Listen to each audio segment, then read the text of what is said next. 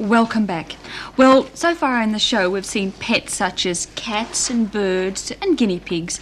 Now we're going to see some more unusual animals. Jeff Smith is with us and he's from Bunya Park and he has brought in his pet snake to show us. Hi Jeff, nice to see you again. Welcome to It's Now. This is Auntie and that's Andy. Darren. Darren, right. How are you? Right. He doesn't look very friendly today, does he? Oh, I think he's friendly enough. Is Kirri. he? Yes. Lovely animals. I don't know. Lovely? Yes. Oh, I don't know. They always give me a bit of a scare. It's fine quality leather if you just feel that along there. You know, I can touch him, but the way he wriggles around sort of makes me nervous. Oh, that's natural.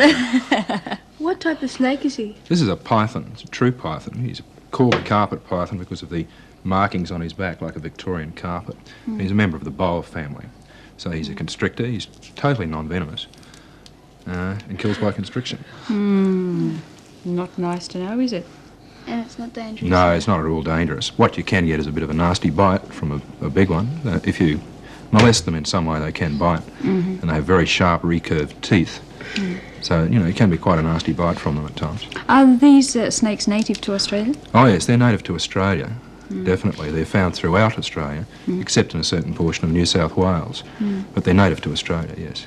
How long would they grow to about? Well, their general size, this fellow is 7 feet. That's about the average size that you... taller than you. That's about the average size that you find them. But they've been recorded up to 13 feet. 13 feet? And what would they weigh then? Well, it would depend if they've just eaten or not, of course. Usually, this fellow weighs about 6 pounds at the moment. They can get a lot heavier than that. How are they born? How are they born? They're an egg layer. And interesting about these snakes, not only do they lay eggs, but they're like a hen. They actually brood them. And they curl around the eggs and brood them until they hatch. And of course, once they hatch, they're on their own. How long does it take, the eggs? Oh, I'm not sure of the exact incubation period. I'm sorry, Kirri. What does a snake, what does he eat? He's a predator. He eats any warm-blooded prey, small birds, small mammals such as rats and mice. Watch out, guys. Well, there's lots of... I'm just looking at his face. He's very interesting, isn't he? Oh, it's a fascinating animal. Yes. One precaution. If anybody gets bitten by a snake, what would they do? Well, if they get bitten by this snake, of course, there's no problem at all. They just get a bad bite from a small What animal. about a poisonous snake? You know, a poisonous snake, there are a number of procedures that have to be gone through. The first one, of course, is keep the person calm so that he doesn't get excited. The other thing is you wrap a very tight bandage around the infected area. You don't wash it anymore these days because they can then tell from the venom what type of snake it was, etc. I see. And it's keeping the patient as quiet as possible, immobilising the limb, wrapping a tight constricting bandage around it to stop the flow of venom into the bloodstream. They're the basic things to do. There are others to do. We might be running out of time. Yes, we are at the moment. But the most important thing is to keep calm and, of course, capture the snake if you can for identification. Yes, of course. Why do snakes shed their skin? Well, they shed it as they grow. In effect, what happens is that they grow out of their old skin, so they have to shed their old skin and get a new one. Well, we'll have to excuse me, Auntie, we'll just have to finish this for the moment because we're running out of time. And if you'd like to stay around, because Lee has a good song for you. All right? Yes. And it's called Night Fever. Don't go away. We've got some more.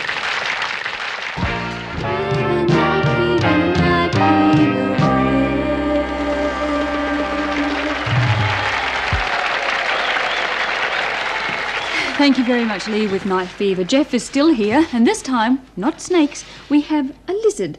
And this is what sort of a lizard is that, Jeff? This is a bearded dragon or bearded lizard. He's a member of the dragon He looks family. very ferocious.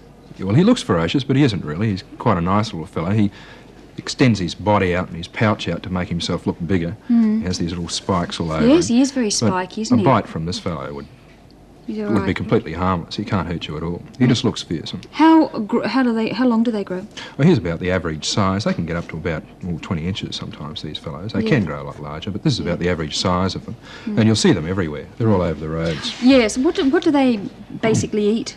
Well, they're an insectivorous lizard, really. They eat little insects. Sometimes they'll eat small mice. They'll eat native berries and flowers. You can pick off little flowers and feed them that as well. You know, they're reasonably omnivorous, but mainly they eat insects. And do they lay eggs? Yes, these lay eggs. They're an egg layer. Well, let's have a look at Our floor manager's over there, terrified. Jeff, would you like to bring in the other one? We're going to swap now from the frizzy lizard to another type of lizard that Jeff has. Now this, Oh dear. the last one we saw was a bearded dragon. He was completely harmless. If he bit you, you wouldn't notice it at all. This particular one is called a land mullet. Yes, he looks. I was going to say he looks like a snake variety. He looks like a mullet, and he looks like a frog. That's He's right, a combination. He's called a mullet because of the superficial appearance to a mullet. Yeah. Is He's lovely He's to quite touch. dry, He's a very powerful. This is the largest Australian skink. Oh, I Really. see. He's a member of the skink family, like the little lizards you see in your backyard. Yes, They're yes. skinks. Well, this is the largest one of those. And a bite from this one can be painful. They can bite quite hard. What about now? Does he lose his tail like the ones in your house? The skinks can lose their tails, yes.